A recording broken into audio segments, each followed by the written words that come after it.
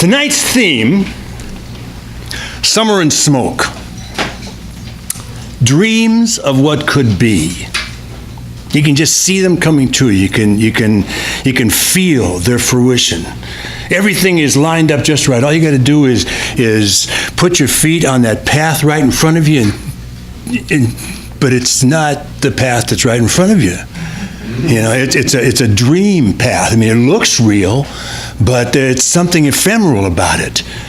Right? The real path that's right in front of you is way more mundane. What the fuck am I talking about? Well, Alma in Summer and Smoke, for one. I mean, she sees a life with John. It's they'd be perfect for each other, and he's been living across the street from her her whole life, and he sees it too. He knows it would be right, but it doesn't happen. Could never happen. Because why?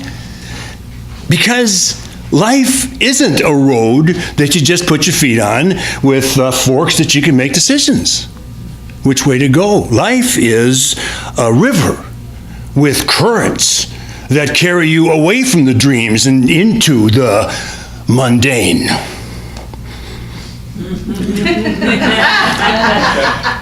Okay, I'm not crazy about this play. Maybe because it elucidates this very truth that dreams don't come true. Maybe it's because it's not as good a play as the play Tennessee Williams wrote to replace it, Eccentricities of a Nightingale, which was my first job on television. It was a production for PBS by Theater in America that was committed to putting on television great American plays and casting them out of regional theaters around the country. And they'd come to San Diego to cast this one from the Globe Theater where I was working. The Globe Theater. When I was a kid in Los Angeles, my junior high school drama teacher would take us down to San Diego every summer to see Shakespeare at the Globe. And yes, that was my dream, to act on that stage. But I forgot about acting for many years during high school and most of college. And after college, I had a wife and kid that I had to support, so acting wasn't really in the cards. So it wasn't until I was 27 years old and I had left my wife and child and I had broken my back so I couldn't ply my trade anymore, which had been stonemasonry in upstate New York, and I was back in Los Angeles with nothing to hold me back. So I called a friend of mine one day who was an actor and asked if she knew when the Globe Theater was holding auditions. And she said, they happen to be holding auditions today in Los Angeles. So I went down without an appointment, waited for several hours to get into the room, and they hired me. My two favorite playwrights, Shakespeare and Tennessee Williams. My first job on stage, Shakespeare. My first job on television, Williams. And from that job, I got cast in the lead of a television series at MGM. So that's an auspicious beginning. Am I right? Huh? So why ain't I famous? Because I mean, that was the dream. That was the dream. It was rolling out like a red carpet right in front of me. And at MGM at that time, Frank Marshall had an office. Now, this was way before he produced E.T. or Star Wars or any of that. And Frank and I had been fraternity brothers.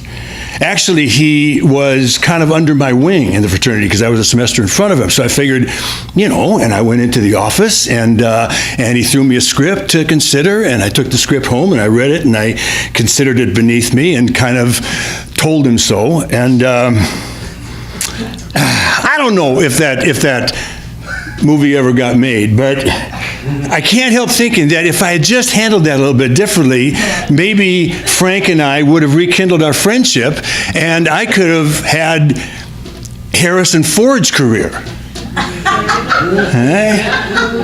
There's the dream. But you can't do that. You can't look back and say, if I'd only made that turn back there, everything would have been different. Yeah, maybe it would have, but you didn't, and that's all there is to it. I mean, maybe if I had handled that differently, if I had done that, maybe I would have had a different life. But if that had happened, I'll tell you, first of all, it would have been the life of my dreams. But to tell the truth, I didn't have a choice, because if I had had that life, I wouldn't have had this life.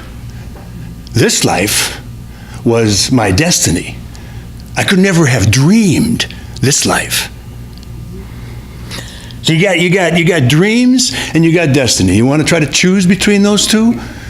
And bottom line, I mean, by definition, you don't have a choice. Destiny is destiny.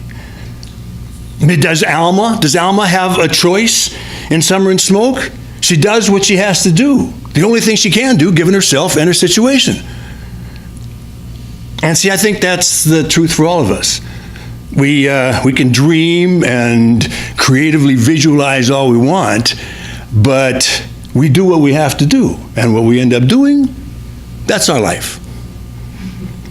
And it may be mundane, but I'll be willing to bet you that that Harrison Ford's life and Brad Pitt's and Angelina Jolie's, the bulk of their lives are just as mundane, more toil than tinsel. And this life that I got, well, this is my life, so I'm gonna revel in it. Right? Life is but a dream, sweetheart.